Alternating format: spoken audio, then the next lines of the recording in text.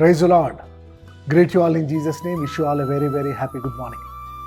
ఈరోజు LFM వాగ్దానములు చూద్దాం. కీర్తనల గ్రంథము 146వ అధ్యాయము 7వ వచనం. Psalms chapter 146 verse 7 is today's promise.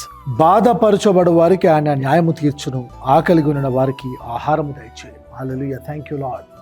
ఎవరైతే బాధల్లో, కష్టాల్లో, ఇబ్బందుల్లో ఉన్నారో వారితో దేవుడు మాట్లాడుతూ ఉన్నాడు.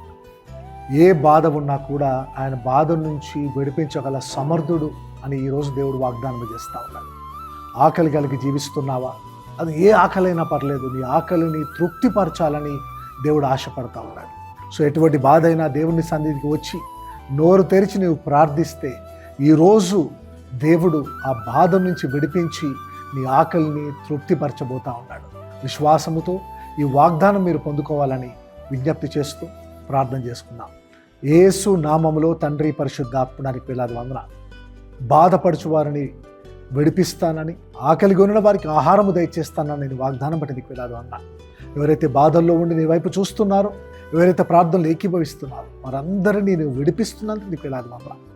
వారి ఆకలిని ఆహారమునిచ్చి తృప్తిపరుస్తున్నందుకు నీకు వేలాది వందనాలు చెల్లిస్తూ యేసు నామంలో ప్రార్థించి ఈరోజు వాగ్దానం విడుదల చేస్తున్నాము తండ్రి. ఆమేన్. ఆమేన్. God bless you all. Happy blessed day.